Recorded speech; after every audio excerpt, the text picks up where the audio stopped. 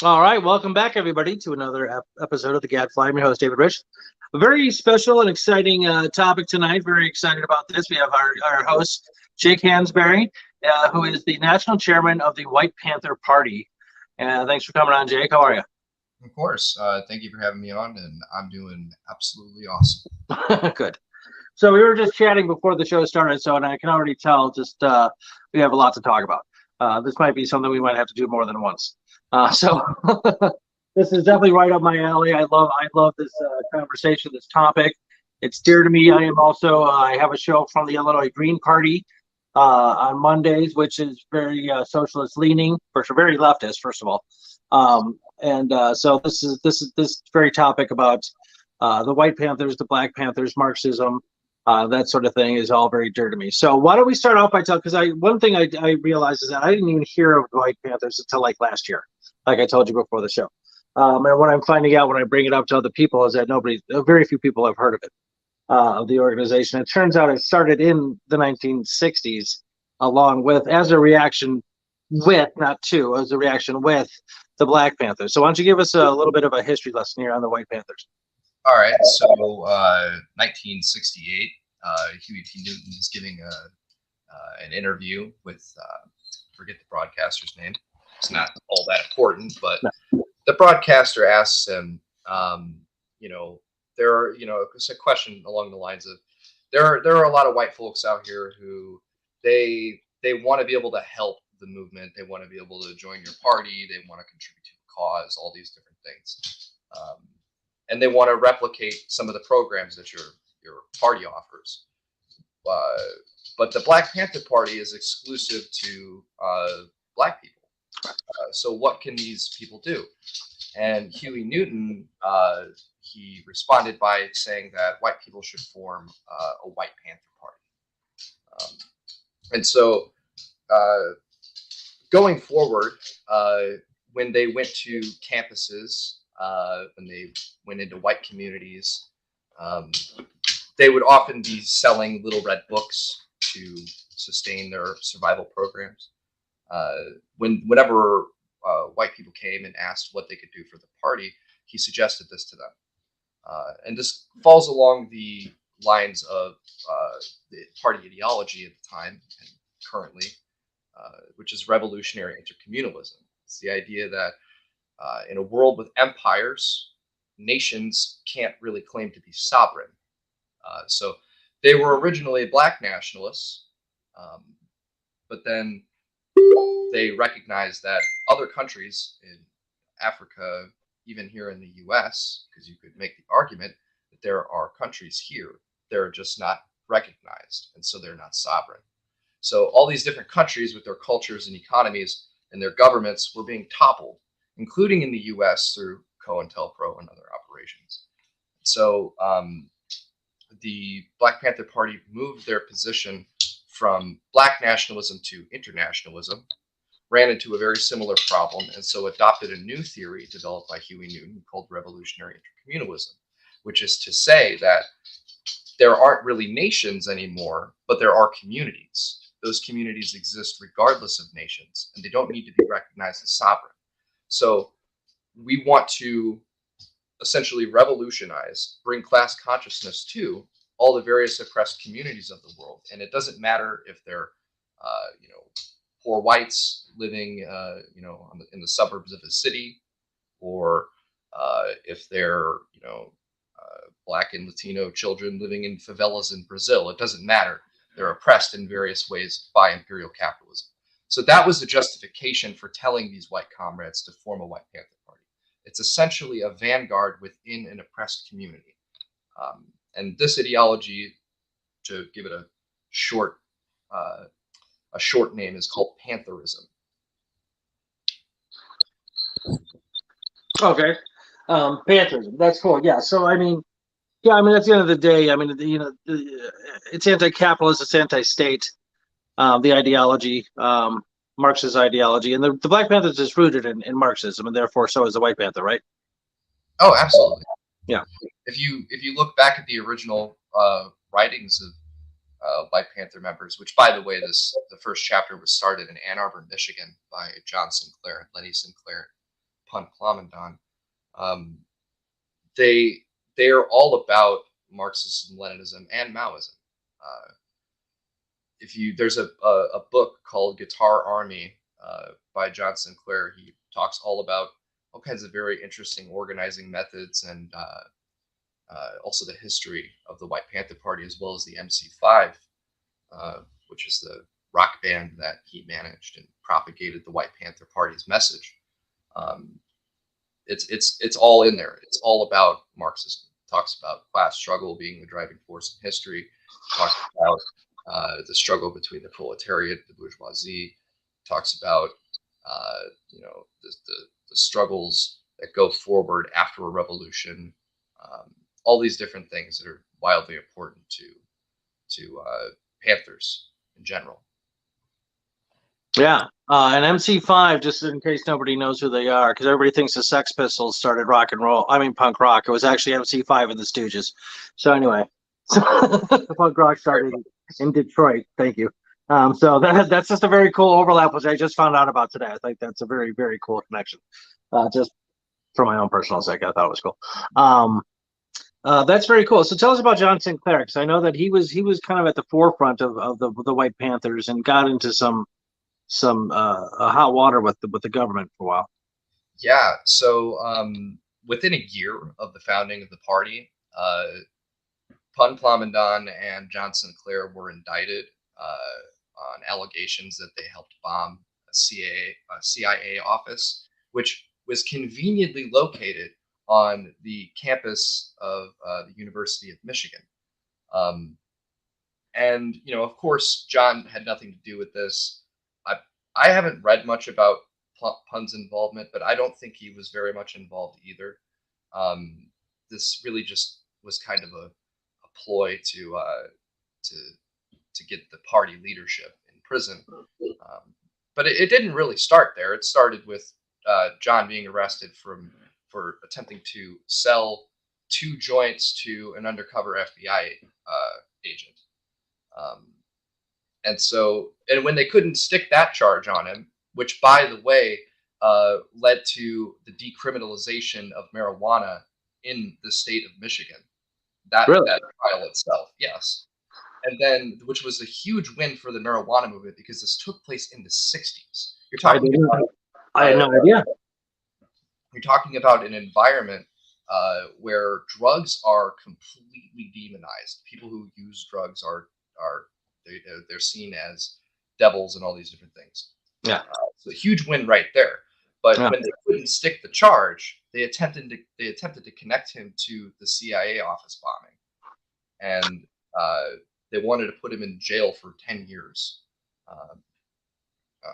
There was a big the party worked to free John Sinclair for months, holding hundreds of benefit concerts, and all of this culminated in John Lennon and Yoko Ono, Pete Seeger, a variety of different artists playing a free John Sinclair event, and that was a national. It was on all the news channels and everything like that. So the day that happened, the Supreme Court worked to free John Sinclair because this became a national issue. And then he was released, I think, 2 weeks after that. Nice. Wow. He is still alive. Oh, cool. He lived in Amsterdam for a while, but he has since moved back to the U.S. He has his own strain of marijuana named after him. Is it really? Yeah, I believe he's also a judge on the Cannabis Cup. Nice. And one other thing was that when the state of Michigan formally made marijuana legal, recreational marijuana, he was the first person to buy marijuana from a dispensary. So he actually has his roots in the marijuana movement and has been a consistent advocate for that, as well as many other things, for decades. That's very cool, and that's another thing dear to my heart. I smoke copious amounts of marijuana, and I'm going to have to look for the Sinclair strain because that's pretty cool. Yeah. That's awesome. Decriminalization of marijuana in Michigan in the 70s. Wow. Yeah, I thought all that stuff happened. Even medicinals just started happening, in this new wave of it, like in the last like 10, 15 years, whatever. That's incredible. Yeah, Well, I mean, if it John was Sinclair is watching, thank you. That's awesome. it was illegal. You just couldn't get arrested for it. No, I know. Decriminalization is not the same thing as it not being illegal at all. No, I mean, instead of going to jail, you get like a fine, kind of, or a very minimal general. So you can't go to jail for like 10 years for having a joint. Um, they can still get you some. No, I know a couple of people that when it was still decriminalized here, but not completely legal, who got busted, and it was like a $400 fine or something like that. But anyway, that's very interesting. That's very cool. What was the name of John's book? I'm sorry. That was Guitar Army. Guitar Army. I'm gonna have to check that out for sure. That's very cool. Okay, so go ahead. What's that? There was I missed a part of the title. It's called Rockin' Revolution, Guitar Army. Okay.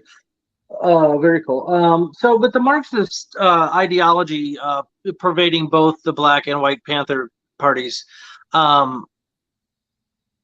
like how strict are Marxists are they as far as like membership? Do you have to be a Marxist to be a member of either of those parties? Can you just be anti-capitalist in a more general, looser sense? I don't think you'd been able to get away with that. I mean, when you say anti-capitalist, it's like, well, what's the alternative? You know what I mean? Well, so I guess you might be able to, but they did rigorous study. I mean, you had to go through a 6-week education class, that was heavily entrenched in Marxism. And then outside of that class, you had, 2 hours of study every day. Oh, wow. Reading things like State and Revolution. Mm-hmm. And with things like Panther pads, where, 2 or 3 Panthers would get together. So they always know where they're at. I mean, this is literally a vanguard. We're talking about professional revolutionaries. These are not people who go home at the end of the day. Right. These are people who are every single day involved in the movement. They're, militant. They're, actively seeking connections to other organizations here and abroad. Yeah. And so, to be a Black Panther, that was something that, if somebody who was claiming to be a Black Panther who wasn't a Black Panther, everybody else would be very suspicious about that, because a Black Panther is a professional. And to be a professional, you have to be accountable to your peers. You have to have work that you can show. You have to be able to show that you know what you're talking about. So I don't know. I don't necessarily think you would have been able to get away with it if you weren't actually a Marxist, or if you like a cop who studied this. But it was very strict, and I would say that it's probably dependent on chapter across the country, because there's different chapters. Like if you were gonna operate in California, you might have been in a very strict environment where this is very clearly a Marxist-Leninist party. Right. But if you were working in Indianapolis, it might have been a little unclear. Okay, gotcha. Because it's a little bit less radical. All right. And one of the reasons I asked is because Marxism is a vast ideology of different elements. Like it's anti-capitalist, no doubt. And it's the labor value theory aspect of his overall philosophy, ideology, is spot on. That workers should own the means of production. That's a no-brainer as far as I mean, just philosophically, by natural reason, you can, what counts as ownership is whatever you labor over.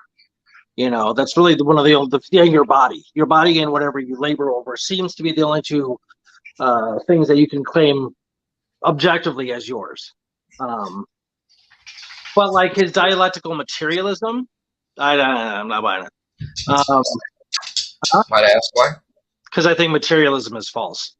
Materialism itself is, as a philosophy, is the idea that the only thing that exists is matter, which means that, Can you point to something that isn't matter that exists? Math. Where is math? Exactly. It's a non-material. It's a non-material thing. It's a conceptual abstract realm.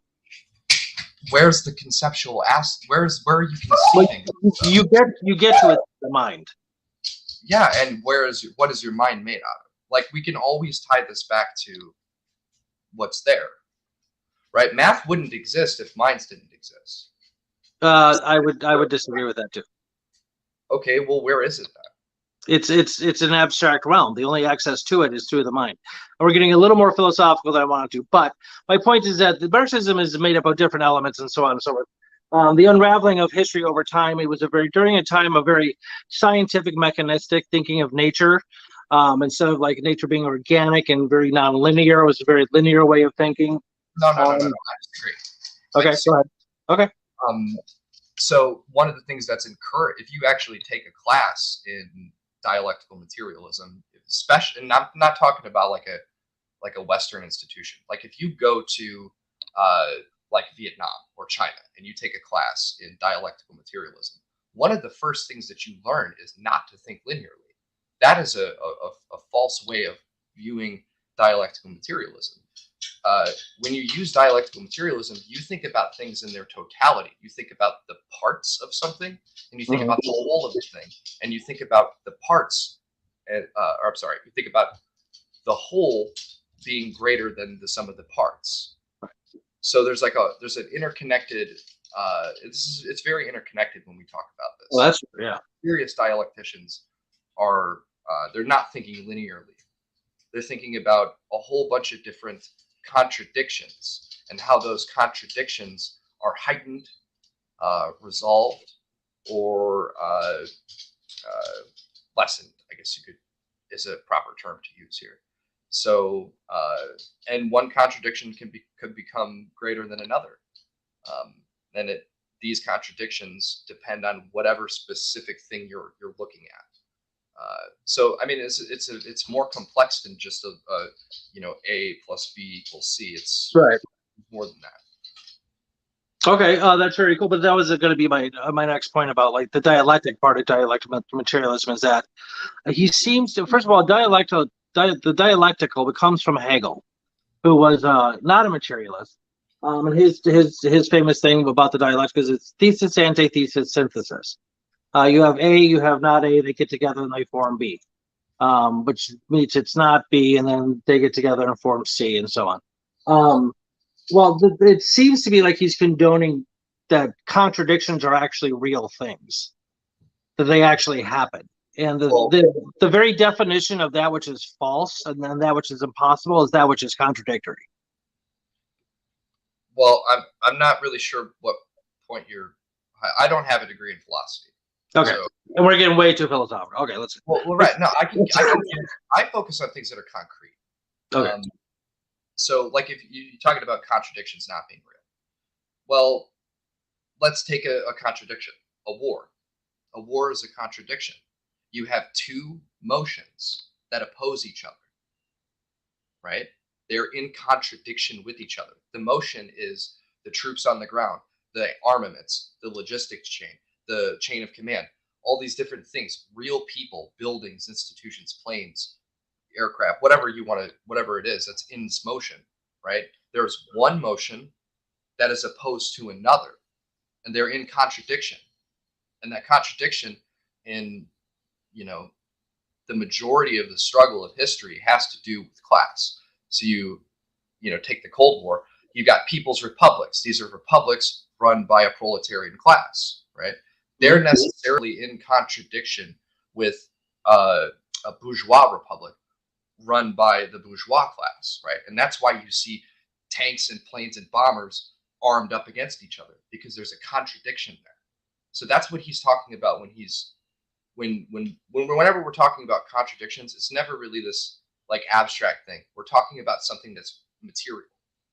Opposing forces, right? The force of friction in the motion of a ball, right? That's an opposition. It's contradicting the motion of the ball. Yeah, I mean, by contradiction, he merely means opposing forces. That's easy. Okay, that's fine. Right. That's fine. We're getting in the weeds. This is philosophy. I mean, it's important. Like we could have a philosophical discussion for 40 minutes, or we could have a discussion about the White Panther Party. Yeah, let's go back to the White Panthers.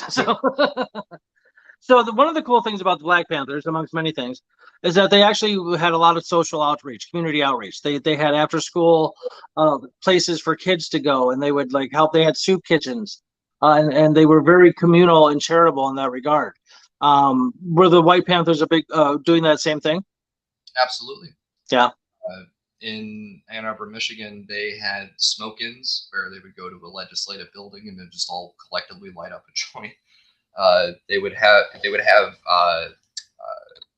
I guess you would call bang-ins because they believed in sex in the streets. So they would go to a fucking big old grassy area in the middle of a city and just start. I mean, like we could go on and on, but that's just like their kind of antagonisms against the state. We were talking about the survival programs. Um, they they had food distributions, they had clothing distributions, they had crash pads in San Francisco all the way into the 80s. They had something called the food conspiracy, which was this kind of scheme of getting food from grocery stores and just giving it to people for free. But they had all these things, communes for housing, a whole bunch. Very cool. I had seen earlier that there was a sort of a 10-point platform, mission statement, if you will, by the Panthers. And I don't have it memorized and I don't have it in front of me, but I do remember that most of it had to do with being moneyless, having a world without money, world without borders. So talk about that, because I say that like I hate money. Another point of agreement. I think it's the dumbest thing ever. There's no such thing objectively as monetary value. It doesn't exist. It's all made up crap. Okay, and it's a way that they can control you. When I think of like the movie The Matrix and how it might happen in real life, it's money. Like it's this thing that it just encompasses everything. You can't see past it. We live for it, we die for it, we kill for it. It's not real. Monetary value does not exist. Anyway, so talk about that as part of the ideology, because I think that's awesome. Well, I would argue that it does exist in physical form. There's a system of it, and we all collectively agree to some value. That is irrelevant, though.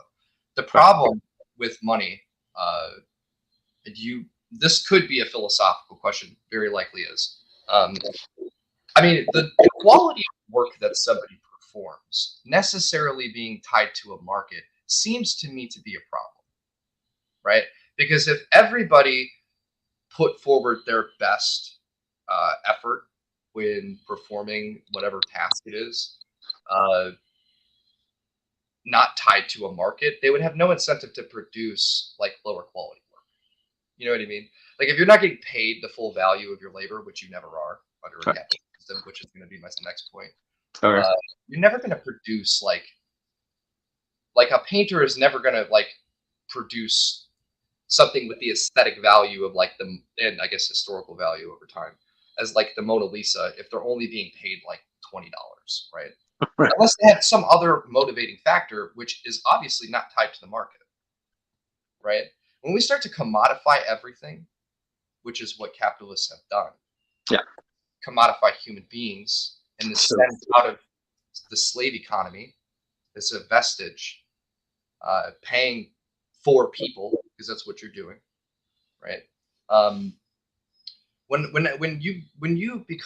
yourself becomes commodified, and oftentimes the majority of the people in this world don't own anything but themselves.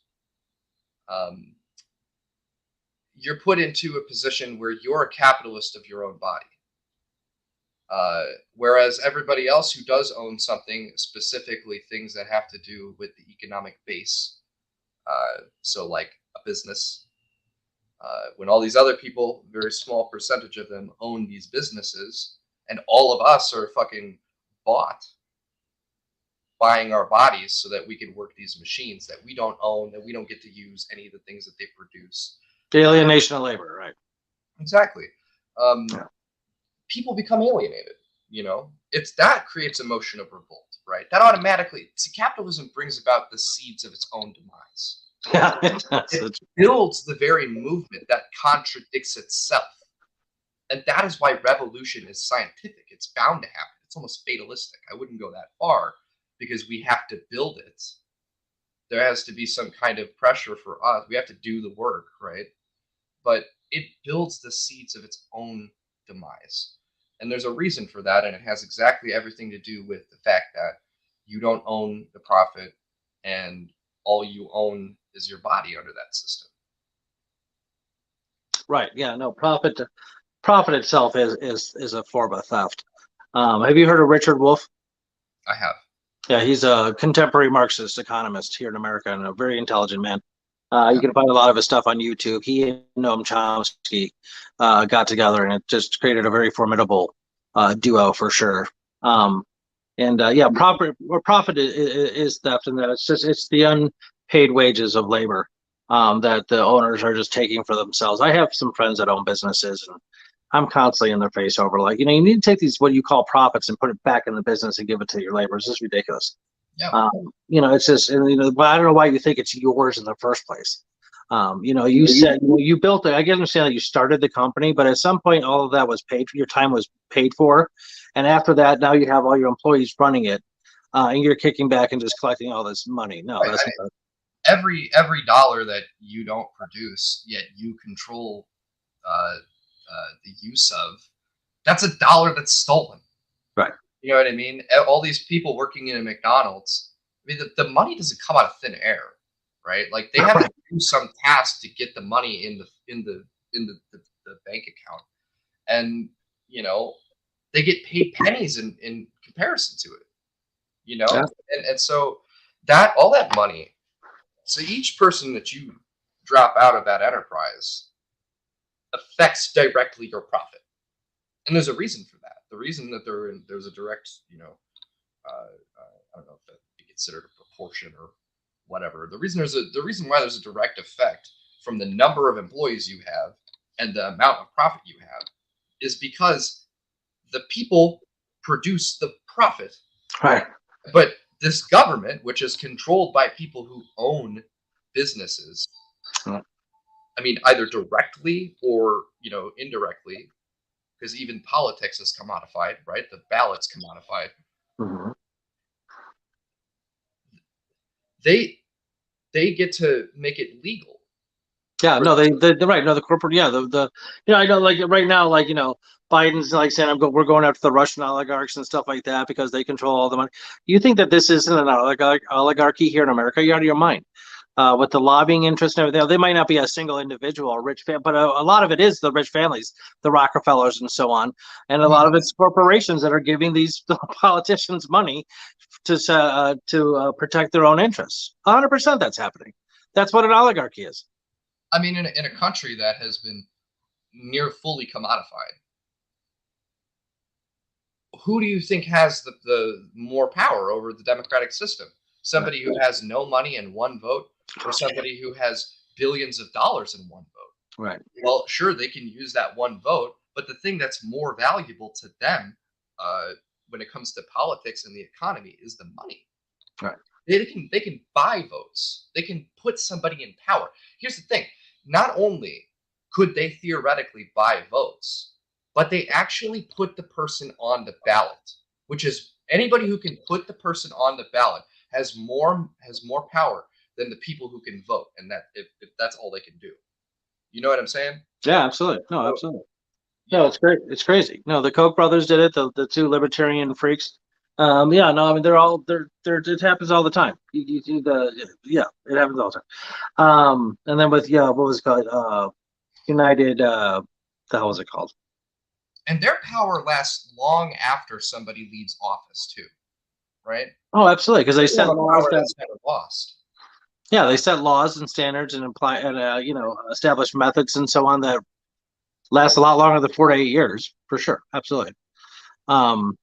There was a big Marxist movement here, socialist/Marxist movement here, anarchists in the late 1800s, early 1900s here in America. It's a fascinating history. We got unions from that.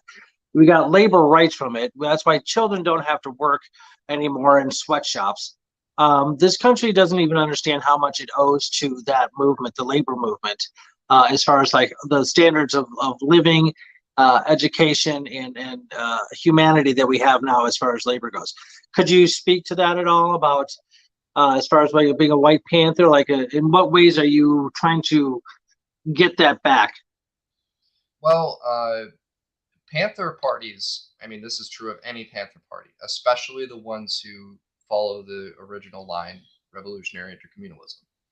Um, we don't focus on economism. We're community organizers, so Okay. we do more than workplace organizing. Uh, Now, my organization doesn't really. I'm a card carrying member of the IWW. The White Panther organization and the New African Black Panther Party organization have worked directly with IWW in the past. Um, so I don't put my organization directly onto economism because it's just not our strong suit, right? Economism being the focus on economy in the class struggle. There's more to it than that. We want to organize as much as we can. So we'll go into churches, right? Because anywhere there's a building with people, there's power. Anywhere there's people, there's power. That's Fred Hampton. Um, and on that principle, it doesn't matter, what, as long as we're in the community working with people, we're satisfied. That's all we need to advance the class struggle, right? So I don't think that the labor, and this is why the labor movement, the first and second labor movements, this is why they fizzled out, was because they focused on economism.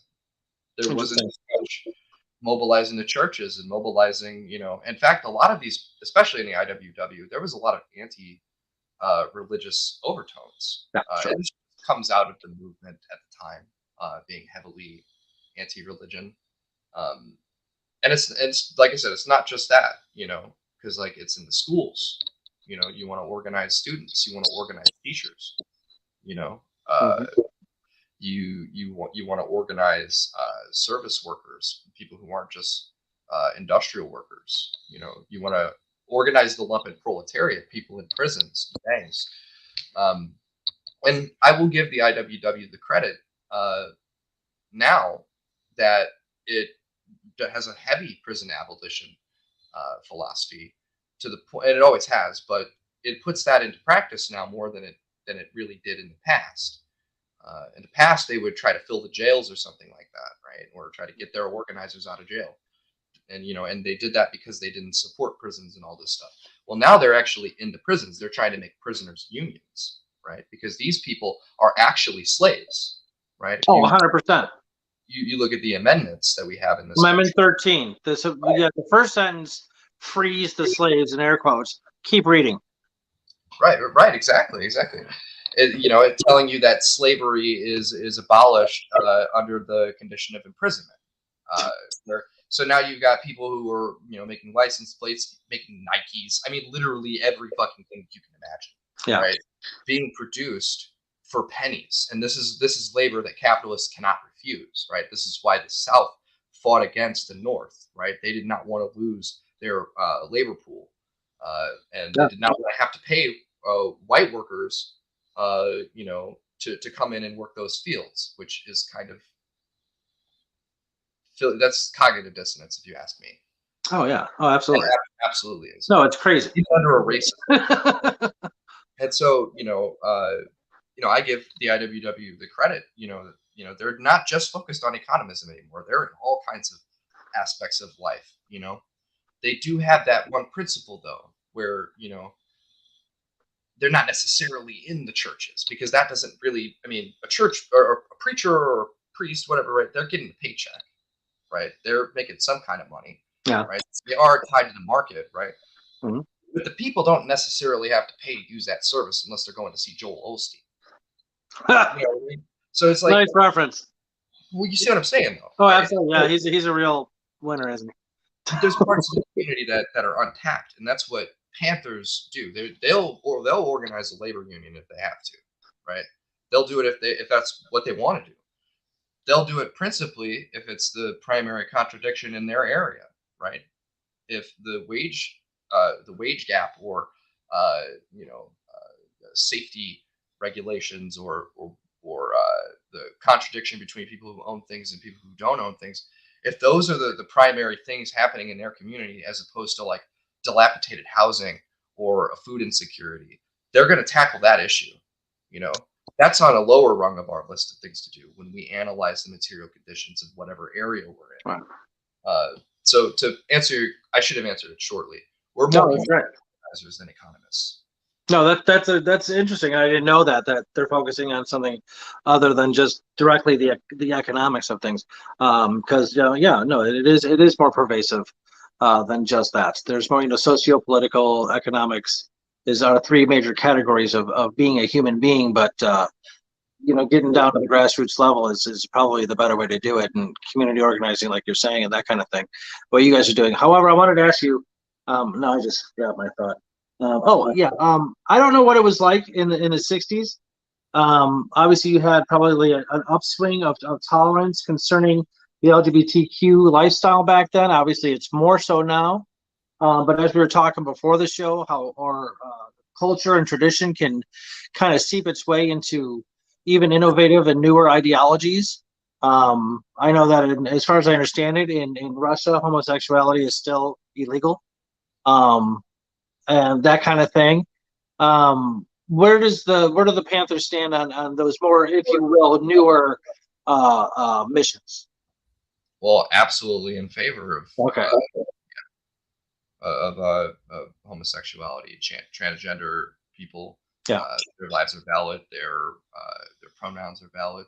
Their conception of themselves is valid. Their physical sex is valid. All of these things that they view about themselves are valid. These people deserve to exist, and it would be fascism to be against them. Right. Right. Exactly.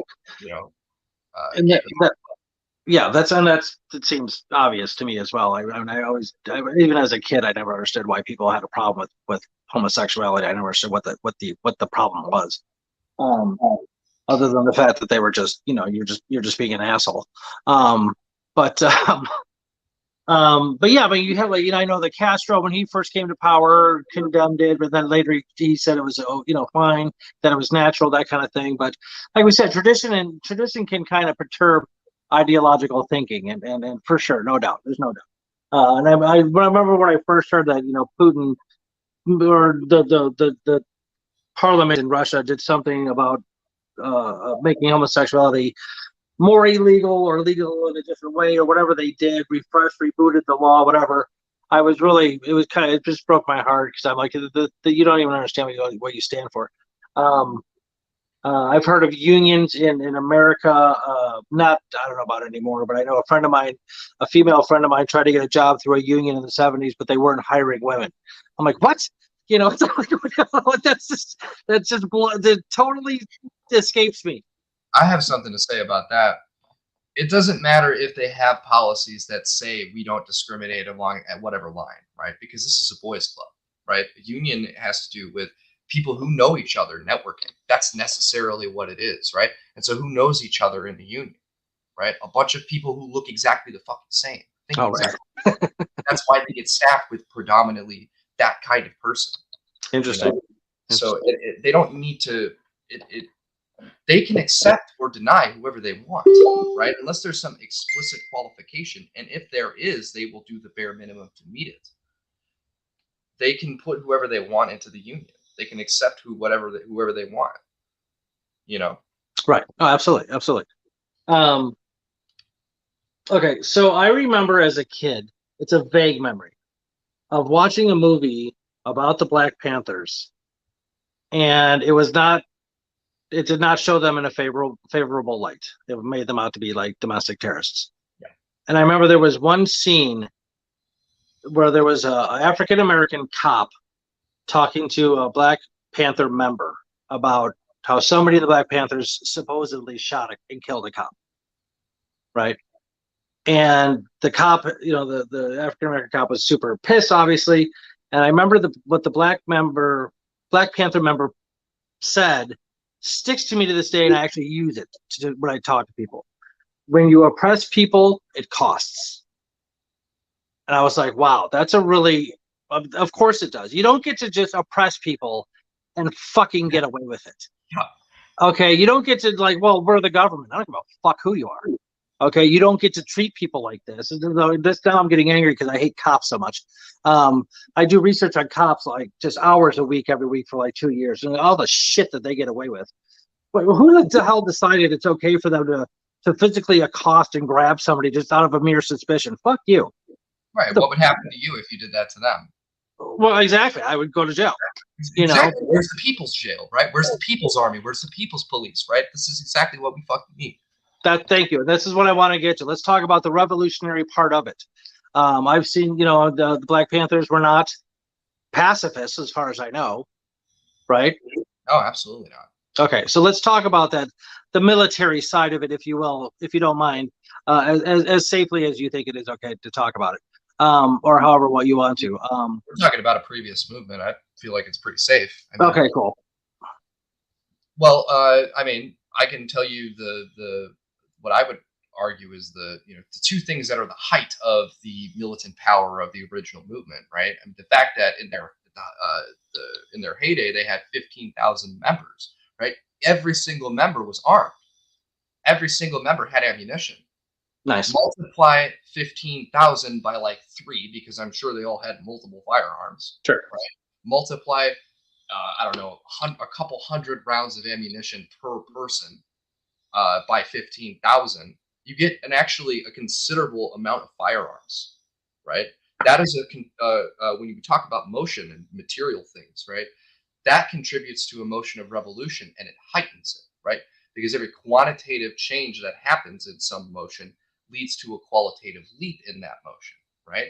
And so you can argue, right, like if they continued on their course, if their membership had not declined through COINTELPRO, if the number of as a result of their membership, the number of arms that they got increased, as a result of their membership growing, the number of international connections they had increased, et cetera, et cetera.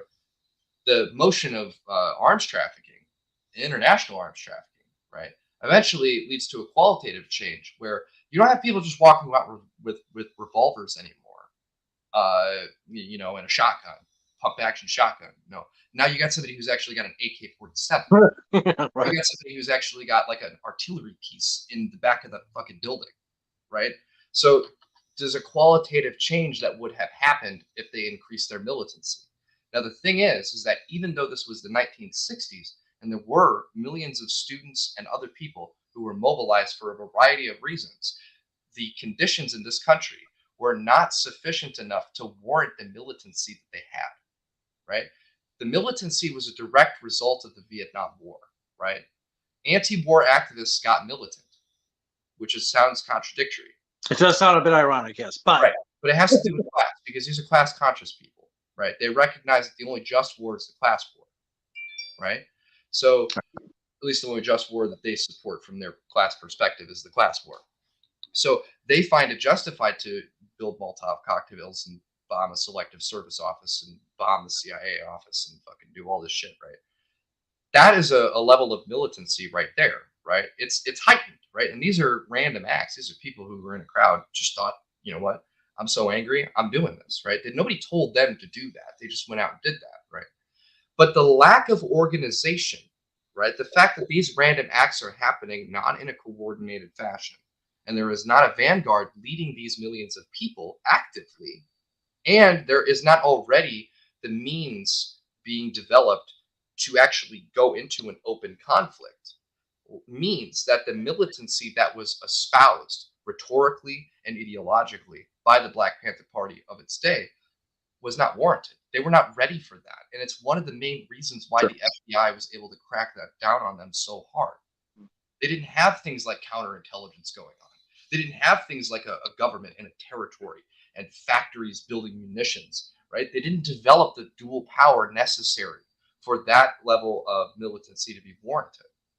But they, and this is another thing is unwarranted, they offered to send hundreds of Black Panthers to fight for North Vietnam against the U.S., the French, the British, all these different, the South Vietnamese government.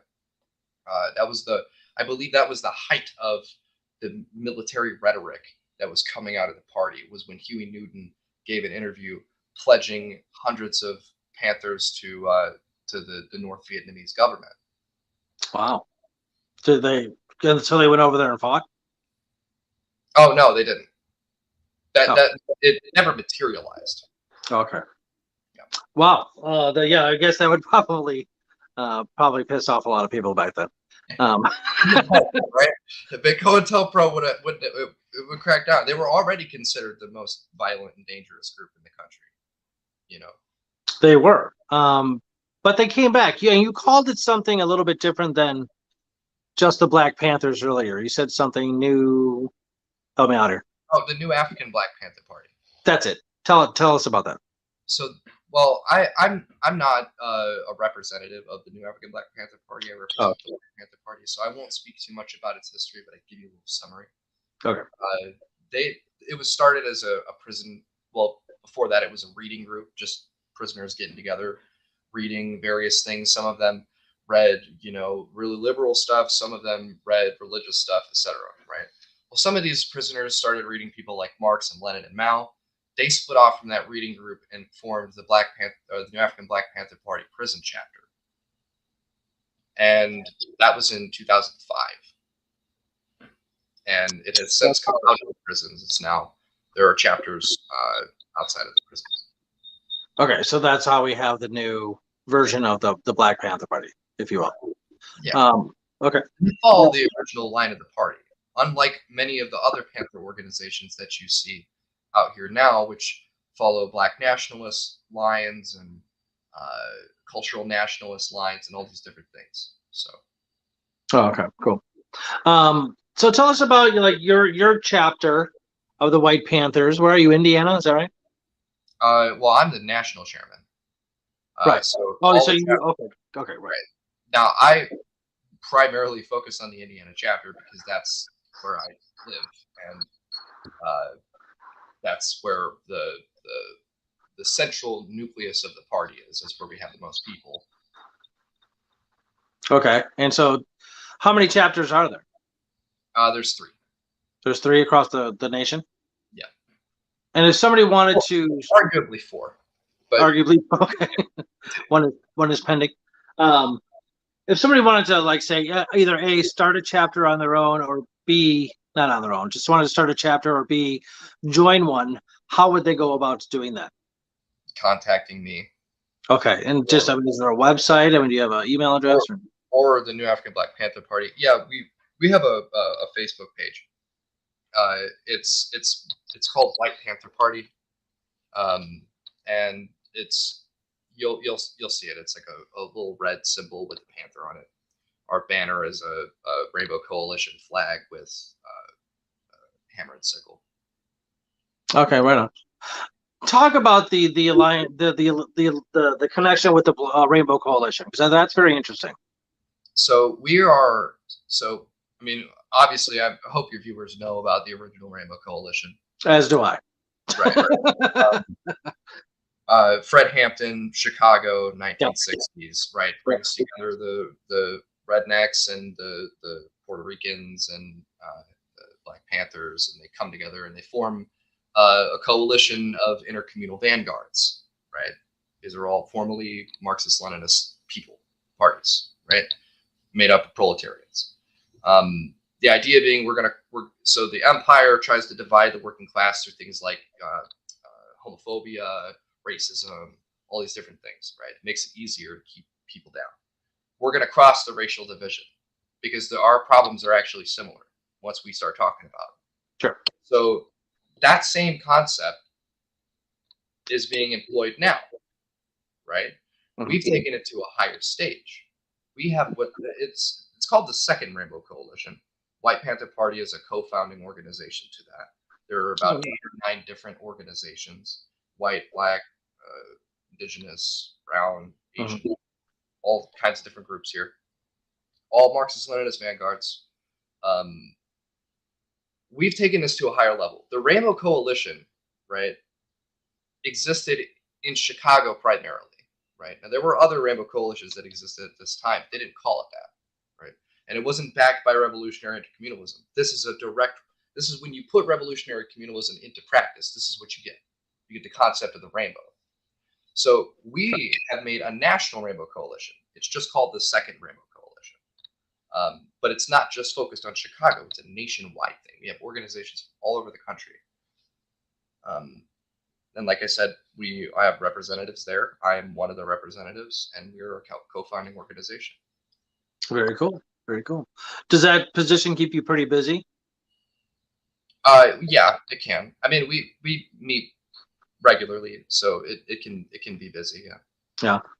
Yeah. Are there any political ambitions in any of the chapters of the White Panther? Like anybody running for offices anywhere No, as a White Panther? No. no, uh, we wouldn't come out in support of that. If Okay.